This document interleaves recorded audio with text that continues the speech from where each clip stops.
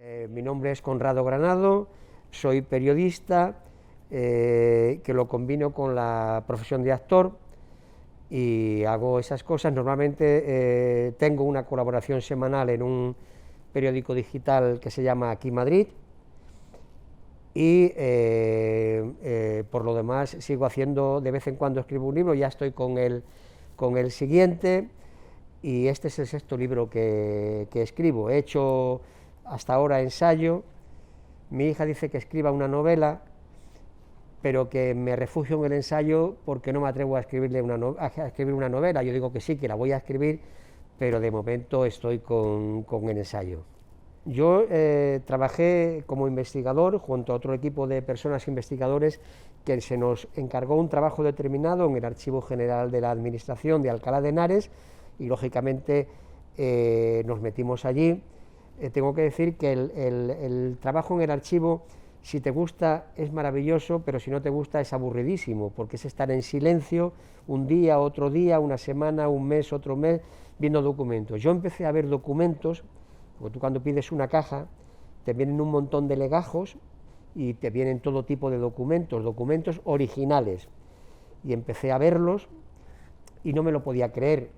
Pues yo fui un niño de la posguerra, me enseñaron la historia oficial, que nos enseñaron a todos, y yo empecé a ver una serie de documentos que me dije a mí mismo, esto no puede quedar en el olvido, puede quedar en el archivo, puede quedar 1000 años más, hasta que un investigador vaya, y empecé a ojear, y junto al trabajo que se nos había recomendado, empecé a sacar apuntes. De hecho tengo, porque en los años 90 no existían los ordenadores, no existían los móviles, entonces todo se hacía con un bolígrafo y con apuntes. Yo tengo 4 cuadernos de apuntes de todo el tiempo que estuve trabajando allí, tomaba nota, incluso en esas notas ponía entre paréntesis la caja a la que pertenecía cada documento. Empecé a ver condenas a muerte, empecé a ver lo que habían sido en la República, que no se nos contó nada. Empecé, el expolio a las organizaciones, la Falange, lo que fue la Falange, la buena sintonía que existía entre el régimen franquista y el régimen nazi de Hitler. De hecho, traigo documentos en los que están perfectamente unidos, contentísimos, porque ellos formaban parte del eje, es decir, el régimen franquista se alía con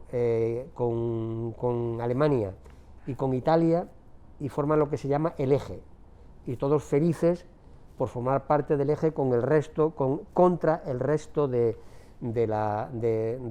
los países. Y todo eso empezó a pasar por mis manos, iba tomando apuntes y siempre propuse que esto no debía de quedar en el olvido. He tardado entre 25 y 30 años en publicarlo, pero afortunadamente está publicado y eso está ahí. Y lo que sí es cierto es que todo lo que yo escribo está basado en documentos originales que están en el Archivo General de la Administración. Es decir, cualquiera puede decir, este libro está mal escrito, usted no sabe escribir, está en su perfecto derecho. Lo que nadie podrá decir es que lo que yo escribo aquí no es cierto, porque todo está basado en documentos que tuve la oportunidad de ver una y 1000 veces.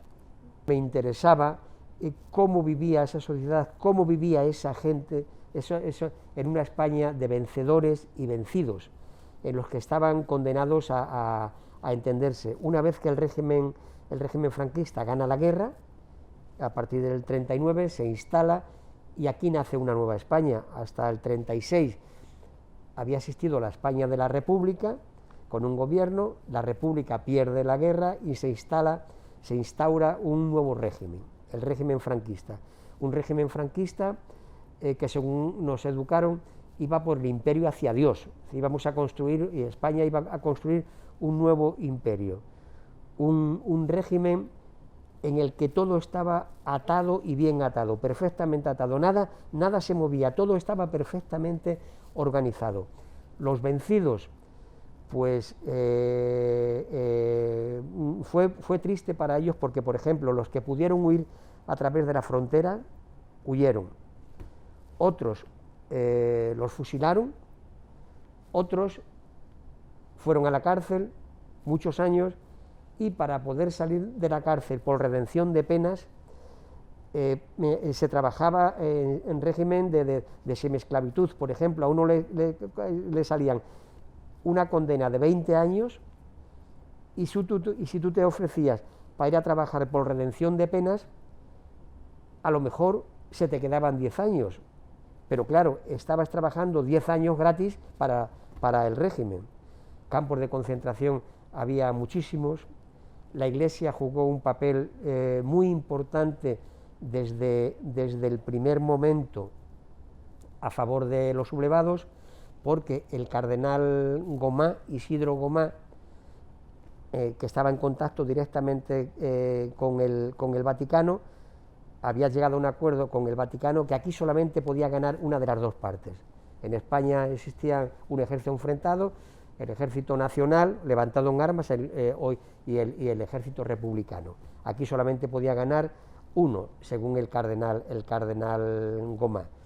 Este señor, bueno, hay unas frases que a mí todavía con pronunciarlas se me hiela la sangre en las venas cuando la oigo. Por ejemplo, el cardenal Isidro Gomá escribe en Pamplona en 1937 a sus feligreses una pastoral,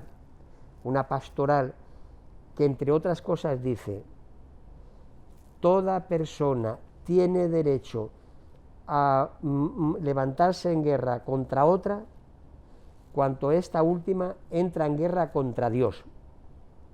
Entonces, claro, se lo pusieron a huevo al ejército sublevado, porque para el ejército sublevado ellos eran la salvación, ellos habían emprendido una cruzada de salvación nacional, y ahí tenían el documento, ahí tenían como unas criaturas, es decir, los rojos, se habían levantado en guerra contra la cruzada, ellos tenían derecho a levantarse en guerra contra los rojos. Esa es una frase. Hay uno, por ejemplo, un obispo cardenal de Mallorca, es curioso, no tenía ningún inconveniente en bendecir los aviones que compraban, el ejército franquista compraba aviones a Italia. Estos aviones venían desde Italia a Mallorca, y el señor obispo o el cardenal, no recuerdo exactamente, lo tengo aquí, los bendecía los aviones con el hisopo, y tranquilamente ya estaban a la península a cepillarse a todo el que, claro, lógicamente en guerra, era un país en guerra, y gente, ¿para qué sirven los aviones de guerra? Otro obispo de Cartagena, que esto ya se me llena la sangre en las venas, decía, una de sus frases decía: benditos sean los cañones si en las brechas que abren surge el Evangelio. Entonces imagínate, los cañones disparando, lógicamente en guerra, mataban o dejaban heridos a todo lo que se pusiera por delante, pero benditos sean los cañones. Entonces todo eso me llevó a esto. Eso por parte de la Iglesia, por parte de la Falange. La Falange llegó a ser el partido único del movimiento permitido. La Falange era un Estado dentro del Estado, era un Estado paralelo, lo dominaba todo. José Antonio Primo de Rivera, el jefe de la Falange, estaba contentísimo porque se iba a convertir en el Mussolini español. Era un fascista, no lo negaba, y quería ser el Mussolini español. Pasa que lo fusilaron en la cárcel de Alicante, pero la Falange era poderosísima. Y por ejemplo, vosotros que sois periodistas o que vais a ser periodistas, hay dos capítulos, uno que dedico a cómo se expoliaba conforme el ejército avanzaba, el ejército nacional, para entendernos. Conforme el ejército avanzaba, expoliaba todo, se quedaba con todo lo que pillaba el enemigo, con las imprentas, con los talleres, con los periódicos, con todo lo que iba ganando. Y si a los dueños, que podían ser partidos políticos, podían ser empresas, podían ser sindicatos, si salvaban la vida, ya podían darse por contentos. Entonces, con todo eso, según una orden de Serrano, un ministro, Serrano Suñer, que no os sonará, Serrano Suñer os sonará, pues según una orden de este señor, que era mano derecha de Franco, según una orden de este señor, todo lo incautado pasaría después a convertirse en lo que se llamó la prensa del movimiento. La prensa del movimiento, que imagino que os sonará, fue la más poderosa maquinaria de propaganda que haya existido en Europa jamás. Eran entre 40 y 44 periódicos. Los montaron, los montó la Falange a través de la Delegación Nacional de Sindicatos, un organismo que montaron. Entonces, esta prensa del movimiento estaba concebida para servir a Dios, a Franco, a España, a Franco y a Dios. O sea, imaginaos lo que son 40 periódicos durante 40 años sirviendo a España, a Franco y a Dios. O sea, todo era, en el libro vienen mapas de cómo estaba la prensa, de cómo estaba cómo estaban en la prensa en los diferentes 40 periódicos repartidos por toda España, cuando no existía televisión. Pues os podéis imaginar el esto. Y hay frases curiosísimas, por ejemplo, en los primeros años de la prensa, los periodistas de la prensa del movimiento, los periodistas no eran considerados como tales periodistas, sino como apóstoles de la fe de la nación recobrada a su destino. No eran periodistas, eran apóstoles de la fe de la razón de la nación recobrada a su destino. Después, lógicamente, conforme iba avanzando el tiempo, la censura iba levantándose poquito a poco. Pero no sé, imagino que habréis oído hablar de la ley de Fraga, la ley de prensa de Fraga de 1966. Pues esta ley era muy curiosa. Según el ministro de la Gobernación de aquel entonces, Camilo Alonso Vega, decía textualmente que la ley de prensa de Fraga servía para cagarse en ella. Un señor ministro de la Gobernación se podía cagar en la ley de Fraga y no pasaba nada. Y según el propio Fraga, la ley servía para cepillarse un periodista y liquidarlo. Es decir, que existía la ley de prensa con un poco de libertad, pero si te ponías un poco flamenco, te cepillaba ya o ya, en el año 1966. Así hubo que trabajar, así hubo que, imaginaros, pues poco a poco hasta después ya en esta prensa, ya al final, ya con el gobierno de Adolfo Suárez, ya no podía seguir esa prensa, lógicamente no podía seguir, ya cuando comenzaba la democracia, el Estado no podía tener 40 periódicos suyos, pues ya empezaba la libertad y no podía tener. Entonces pasó a denominarse medios de comunicación social del Estado, y las cabeceras se subastaron, unos los compraron y otras quedó desierta, pero esa fue la más poderosa maquinaria de información que haya existido jamás. A mí cuando leí los documentos, por ejemplo, de Dolores Ibarruiz, la pasionaria, que traigo el documento ahí, se dice había que condenarla, y se dicen muchas cosas. Por ejemplo, era una de las frases que dicen que tenía un léxico que era inconcebible en un ser humano, y menos en una mujer. Es decir, que aparte, la pasionaria era un ser humano, pero aparte era una mujer, con lo cual era mucho más delito el léxico que tenía. El músico Pau Casal, que fue un violonchelista del siglo XX, el más famoso que ha existido, pues uno de sus delitos, es que de verdad, es que uno de sus delitos era haber dado conciertos a favor de elementos revolucionarios. Él había tocado el violonchelo, imagino que habría dado conciertos en donde fuera, pero eso era un delito.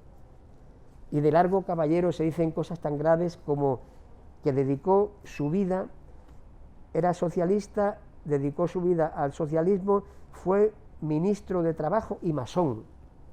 Claro, imaginaros qué delitos. ser socialista, ser ministro de Trabajo del Gobierno de la República y ser masón. Aquello ya era la repera.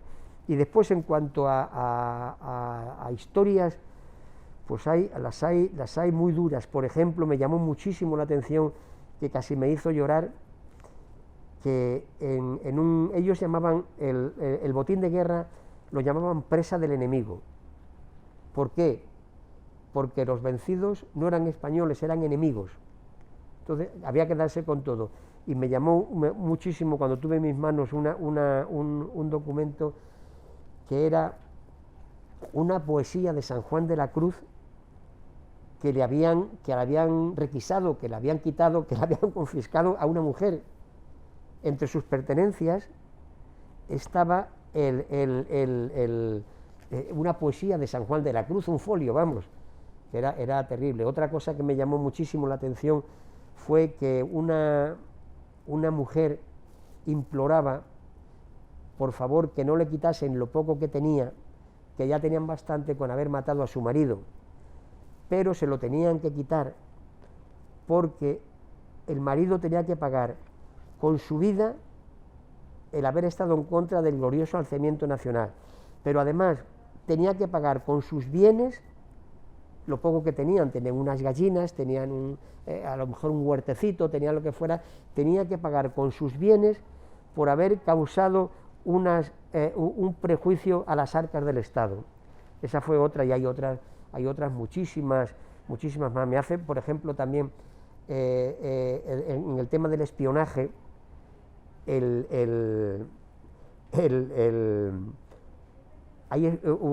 hubo espías españoles que eran falangistas, que se vendieron, que intentaban venderse a países no del eje, sino a países en Reino Unido, Estados Unidos y demás.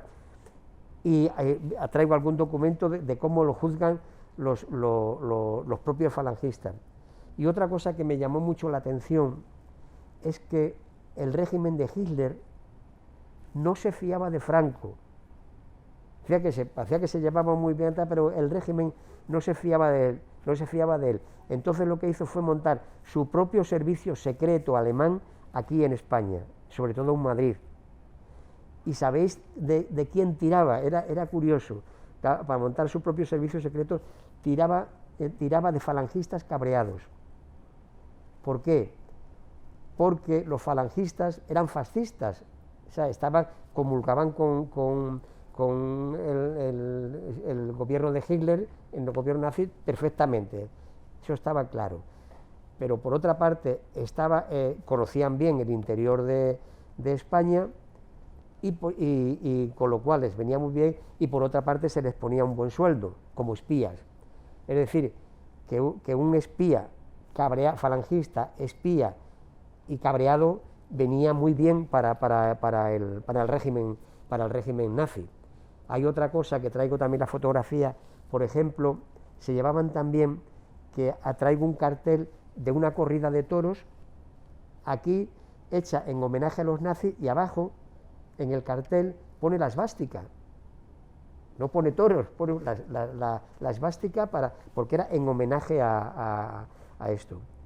En un periódico que se llamaba Yugo, que también hablo de él, da una auténtica lección de fascismo, pero en estado puro, es decir, que no se ocultaban a nadie, estaban contentísimos porque el eje, Alemania, España e Italia, iban en los primeros años, iban muy bien.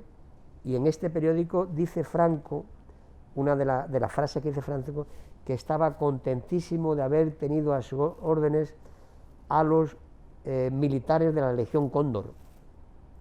Está en el periódico, que podéis ver el periódico en el libro, que no me lo invento. Y a nivel humano había muchas, había algunas que pasé ratos, porque por ejemplo, un condenado a muerte, que era de un pueblecito de Extremadura que se llamaba Alcuéscar, cuando leí la condena a muerte a veces me daban ganas de llorar, como cuando lees una condena para que os hagáis una idea. los condenados a muerte debieron de ser miles. Yo tuve un documento de 1943 en mis manos, ya hacía 3 o 4 años que había terminado la guerra civil, hubo un glorioso alzamiento nacional, y ese documento fichado en 1943 decía que 927 presos esperaban en el corredor de la muerte o de la última pena. Habían sido juzgados por los tribunales sumarísimos de guerra, y el que llegaba al corredor de la última pena, que se llamaba, tenía más o menos el 95% de posibilidades de ser ejecutado. Si no lo libraba, no lo libraba. Y claro, cuando tú lees eso y lo ves, pues la verdad es que te da mucha pena. Yo fui tomando mis notas y podía decir, y decía, por ejemplo, este documento encaja en tal capítulo, este otro documento encaja en tal, y después, lógicamente, fui dándole formas. Yo, para que os hagáis una idea, suelo trabajar el ensayo, investigo, a lo mejor durante 1 año o 2, y dedico otro año, otro 2, a todo lo que he investigado a la de forma. Eso lo tomé de 2 periodistas, escritores famosos que hubo, que era Larry Collins y no sé cuánto, Hardy, era un inglés y un francés, dos investigadores periodistas. Ellos tenían por costumbre, cogían un tema, eran Dominique Lapierre y Larry Collins, me parece, se llamaban los periodistas estos, los investigadores. Ellos tenían por costumbre, se reunían, iban a investigar sobre un tema, investigaba cada uno durante 1 año. Después se reunían al cabo de 1 año y con todo lo que tenían, por una parte por otra, empezaban a darle forma. Yo una vez intenté escribir con un libro sobre Alemania. Yo he vivido en Alemania bastantes años, y entonces escribí un libro que está publicado, que se llama "Y los españoles emigraron", y intenté llegar a un acuerdo con una compañera, una amiga que era maestra y demás, porque también había vivido en Alemania. Digo, bueno, pues nos dividimos los capítulos y nos ponemos de acuerdo tal, pero es más, registré el libro con su nombre y el mío, lógicamente, pero al cabo de 20, 25 años todavía estoy esperando que me devuelva, porque ya no escribía, y ya le dije, bueno, pues entonces, como tú eres maestra, escribe el capítulo dedicado al magisterio, a la enseñanza. Todavía lo estoy esperando, es decir, que no me dio resultado asociarme con alguien para escribir, prefiero asociarme conmigo mismo. Tengo la suerte de que yo me crié interno hasta los 18 años, entonces en el internado te enseñan reglas muy monásticas, es decir, muy fijas, todo mucho orden. Entonces yo ese orden lo aplico a la investigación, a la escritura, me ha servido. Es importante, porque si no la recuperamos, nunca podremos saber lo que pasó de verdad. Yo, por ejemplo, he tenido que estudiar el tiempo de la República por mi cuenta, porque nadie decía que había habido un gobierno de la República, y lo había habido, con sus aciertos y sus fallos, que de todo hubo. En el gobierno de la República también se cometieron fallos, y se quemaron conventos, se mataron a monjas, a curas, cosa que es condenable totalmente, pero vamos, con sus aciertos y sus fallos. Pero el gobierno de la República había sido legítimamente elegido y funcionaba con sus aciertos y sus fallos, como tenga este gobierno, o el gobierno de Francia, o cualquier otro gobierno. Entonces yo digo, pero si eso no se nos ha enseñado a nosotros, tampoco se les ha enseñado a las jóvenes generaciones que debían de estar estudiando actualmente lo que fueron aquellos años, porque es curioso que estudiamos los reyes católicos y los 33 reyes godos, que yo me los llegué a aprender, a los 33 reyes godos, porque te los aprendía a macha martillo, y no estudiamos lo que pasó hace 40 o 50 años. En eso los alemanes nos han dado una lección. Los alemanes han sido los culpables de las 2 guerras mundiales. Ellos los han reconocido, y ellos la están estudiando, y yo en Alemania he ido a exposiciones donde se exponía todo lo que hacían los nazis, que era malo, por supuesto, y había exposiciones. ¿Para qué? para que las jóvenes, las futuras generaciones lo vieran y eso no se repitiera. Aquí lo podíamos hacer perfectamente, pero no se ha hecho. Y yo creo que por eso no debe de estudiarse la memoria histórica que está ahí con sus cosas buenas y sus cosas malas. Pero vamos, que me digan a mí que Francisco Franco, no sé, vosotros sois jóvenes, pero Francisco Franco ha sido durante 30, 40 años caudillo de España por la gracia de Dios. Es que ha sido, las monedas estaban. Entonces, yo ahora estoy apartado de toda la religión, soy agnóstico. He sido un gran creyente durante muchos años, católico, apostólico y romano, porque así teníamos que ser todos, y ahora estoy apartado de todas las religiones, pero desde un punto de cualquier que se diga que un caudillo es caudillo de España por la gracia de Dios, es un sinsentido, pero por favor, porque alguien se puede imaginar que Macron fuera presidente de Francia por la gracia de Dios, o que Pedro Sánchez fuera presidente de España por la gracia de Dios. No, por la gracia de los votos, y podrá ser, lo eligen, o se elige a otro, y eso sin embargo ha sido oficial, claro, sí.